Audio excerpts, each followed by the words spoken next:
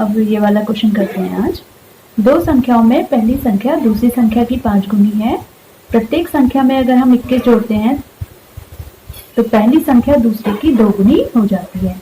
पहली संख्या जो है दूसरी संख्या की 5 गुनी है ना, तो दूसरी संख्या को हमने मानना पड़ेगा, तब हम पहली संख्या को उसका 5 गुना लेंगे। पहली संख्या क्या है? 5 गुनी है इसकी दूसरी संख्या की।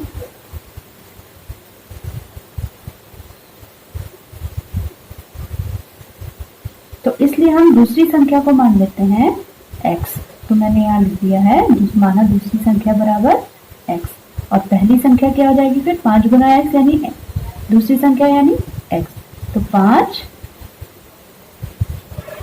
x।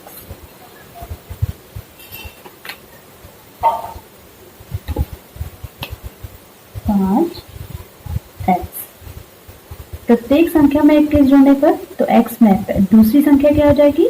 दूसरी संख्या हो जाएगी x प्लस 21, और पहली संख्या क्या हो जाएगी?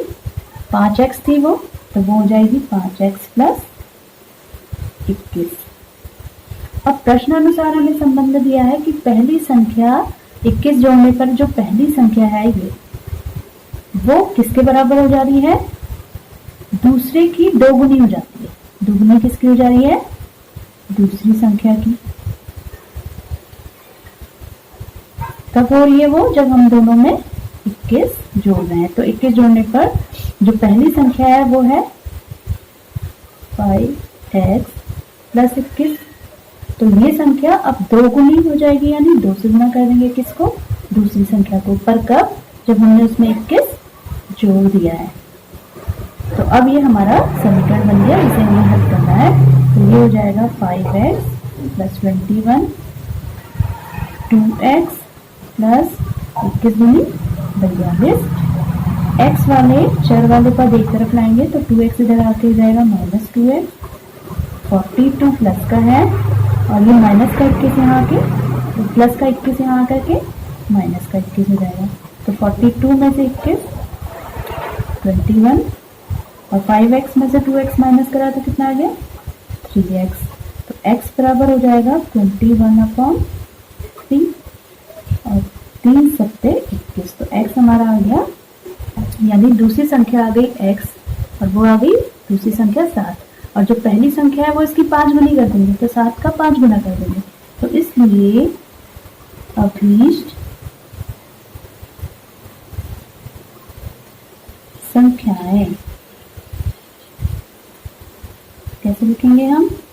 एक तो x है और दूसरी हमारी थी इसकी 5 गुनी, तो x की जगह 7 और ये 5, x की जगह फिर से 7। तो पहली संख्या तो 7 आ गई और दूसरी 5 सत्ते 35। पहली संख्या 35 होगी और दूसरी संख्या 21। तो हमें लिखना भी पड़ेगा, इसलिए पहली संख्या जो 5 गुनी है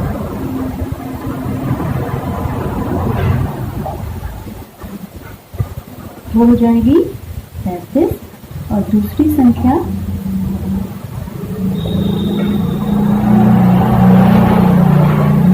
वो हो जाएगी 7। अगला क्वेश्चन करते हैं। एक कक्षा में बालक और बालिकाओं की संख्या का अनुपात 7:5 है। यदि बालकों की संख्या बालिकाओं की संख्या से 8 अधिक है तो कक्षा में कुल कितने विद्यार्थी हैं? तो बालक और बालिकाओं की संख्या का अनुपात क्या दिया है हमें? 7:5। तो जब भी मैंने कहा था अनुपात दिया होगा तो उसके साथ अचर ले लेते हैं, अचर राशि। तो बालक पहले हैं तो बालकों की संख्या कितनी हो जाएगी? 7x, और फिर बालिकाओं की संख्या को क्या ले लेंगे? 5x। अब प्रश्नानुसार जो हमें संबंध दिया है समीकरण बनाने के लिए वो है बालकों की संख्या बालिकाओं की संख्या से 8 अधिक है।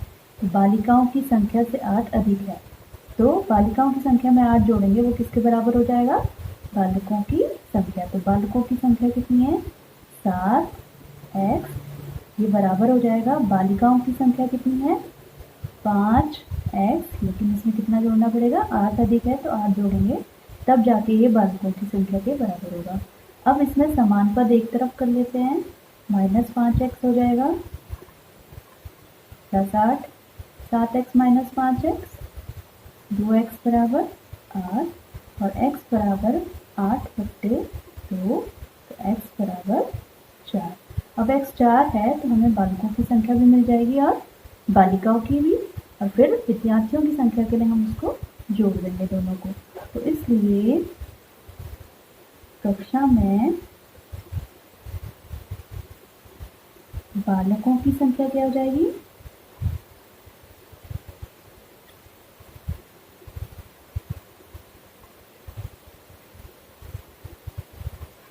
7x, यानी कि 7 और x की जगह हमने क्या लेना है, 4, तो 7 चौको 28 बालक हो गए। और बालिकाओं की संख्या,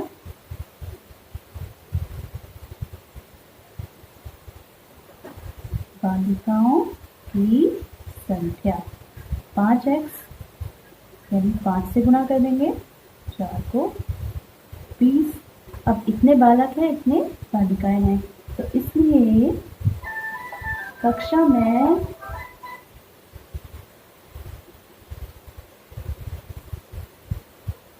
में कुल विद्यार्थी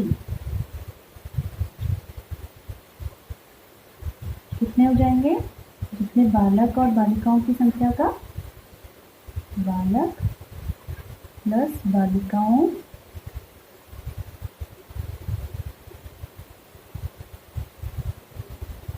बालकों प्लस बालिकाओं की संख्या का क्या ले लेना है हमने, योग।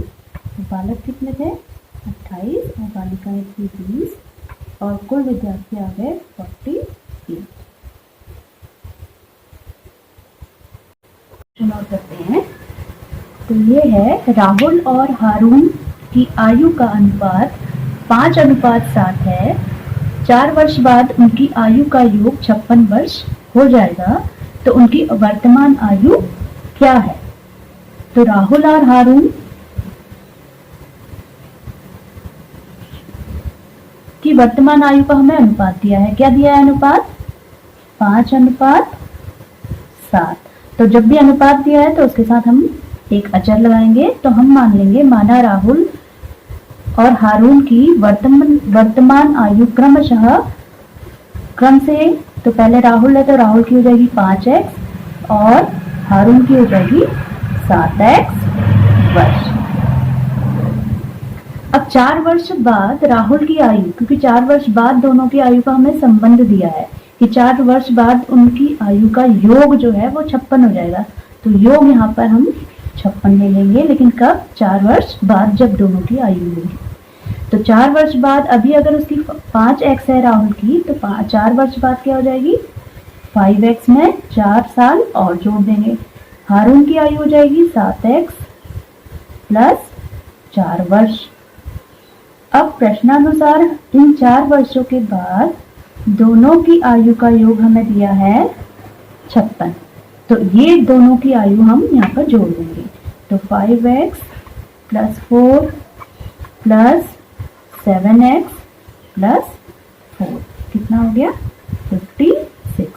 5x और 7x जुड़ जाएंगे, समान पद हैं, 12x, 4 प्लस 4 8, 56। तो ये समीकरण हमें बन गई रखे। अब इसको हल करने के पहले 8 का पक्षांतर करेंगे। तो 12x बराबर 56 माइनस 8 48, 56 माइनस 8 48। तो x का मान निकालने के लिए क्या करेंगे, 12 का पक्षांतर करेंगे और वो भागा में जाएगा क्योंकि यहाँ गुणा हो रहा है चर के साथ। तो x बराबर हो जाएगा 4। तो अब जब x 4 आ गया है तो हमें उनकी वर्तमान आयु कैसे मिलेगी, 5x और 7x। तो हम लिखेंगे, इसलिए राहुल की वर्तमान आयु जो हमने क्या ली है, 5x, तो 5 की जगह 5 और x की जगह मान रख देंगे 4, यानी हो जाएगी 20 वर्ष। और ऐसे ही हारून की हो जाएगी, हारून की वर्तमान आयु क्या हो जाएगी 7x। तो 7x की जगह फिर से 4, 7 चक्को 28 वर्ष। तो इस तरह से हमने दोनों की वर्तमान आयु निकाल दी है, 20 वर्ष और 28